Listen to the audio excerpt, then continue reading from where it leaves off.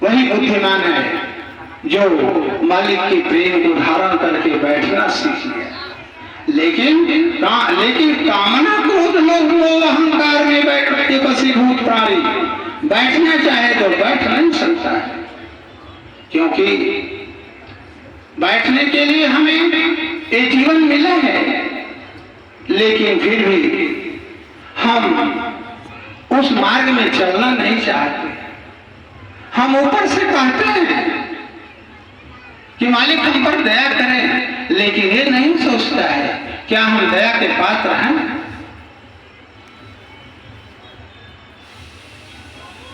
लेकिन फिर दया के पात्र नहीं है, क्यों? जब करनी समझे प्रभु मोरी, नहीं निस्तार कल्प सत होगी। जीवात्मा तो बार बार विनती करता है, हे प्रभु मैं तो ऐसा अधम हूं कि सपने में भी आपके चरणों में जाने का मौका नहीं मिलता है। आपके किस विधि से मेरा उपकार करेंगे? हम उपकार के यहाँ अहंकार से कहता है कि हम बहुत कुछ किए हैं, लेकिन यहाँ भक्ति के दामन में जब कागभूषुंडी सेवा करते जब भगवान प्रसन्न हुए तो बोले कि कागभूषुंडी मांग पर जो प्रसन्न मुझे जा। हे, सेवा करके गुरु को रिझा लेना इतना आसान नहीं है। गुरु अगर रिझ गया तो परमात्मा को आप परमात्मा की जो परासत्ता है उसको शीशे की झोली में डाल देता है। देखो यही परम सत्य परमात्मा है जो तुम्हारी दृष्टि के सामने हाजिर है, झोली में डाल देता है। लेकिन गुरु को प्रसन्न करना बिना भक्ति के नहीं है। अहंकार अहम अग्नि निस्तीर्ण है। थोड़ा जान गया, थोड़ा समझ गया, थोड़ा बोलने लगा, थोड़ा चलने लगा, थोड़ा कुछ मिलने लगा, अहम अग्नि निस्तीर्ण है। गुरु से चाहेगा, गुरु से भी मान चाहने लगा। तीन जमघर न्योता दियो हो हमार मेहमान। गुरु जैसा दयालु और गुरु जैसा महाकाल इस सृष्टि में न कोई हुआ है, न है, न होगा। गुरु का रखा हुआ गुरु हृदय में जब बसा लेता है तो तीनों लोक में किसी देवी देवता के पास पावर नहीं है कि उस प्रेमी भक्त को खींच ले संसार में। लेकिन गुरु जब अपने हृदय से निकाल देता है तो फिर तीनों लोक में कोई शरण देने वाला नहीं होता है। इसीलिए कहा गया है कि राखे गुरुजा को विधाता। अगर भगवान रूठ गया है तो गुरु की शरण में भाग जा, रख लेगा।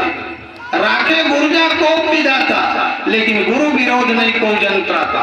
गुरु की आलोचना करके, गुरु की निंदा करके, गुरु से विरोध करके तो तीनों लोक में तुम्हारा कोई हितकारी नहीं होगा।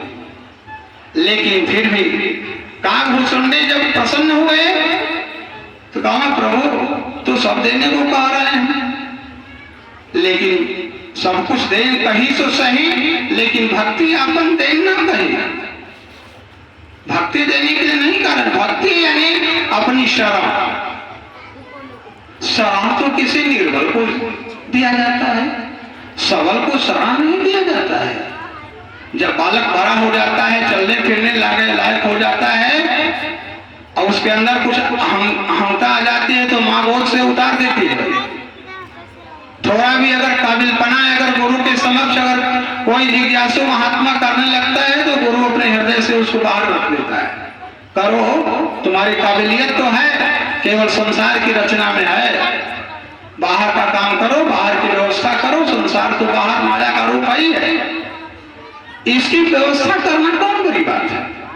लेकिन जो निर्बल के राम रखोगे, लेकिन अबला को सबल की जरूरत है।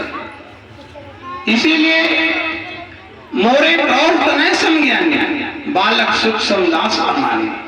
बालक के समान तो सुख के समान तो बालक के समान तो भक्त होता है, एक शरण की आवश्यकता है। शरण के सिवा कुछ जानता ही नहीं है, वही भक्त है। तो वैसे भक्त की रक्षा कहे बालक अबुध ज्ञान बल ही ना राखो शरण जान जन दीना।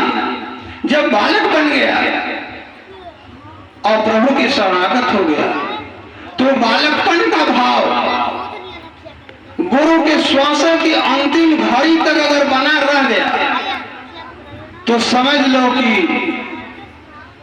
गुरु की श्वासा रुकने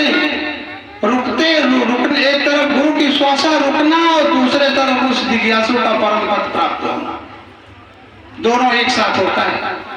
जिज्ञासु परम पद को और गुरु शरीर से ओझल हो जाता है उसी समय। क्यों?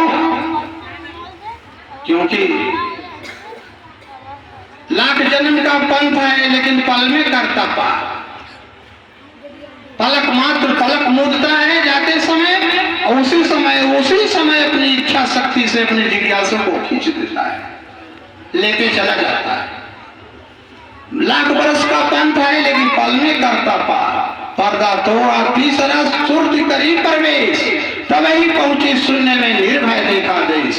जब गुरु शरीर छोड़ता है तो ब्रह्मांड लोक की जब सफर में जाता है तो जिज्ञासु के श्रुति को साथ लेके जाता है और अखिल ब्रह्मांड का सफर करा देता है, परम धाम दिखा देता है, परम ज्ञान दे देता है और फिर आज्ञा दे देता है कि जाओ इस शरीर के द्वारा चलो, मैं खुद चल रहा हूं तुम्हारे साथ।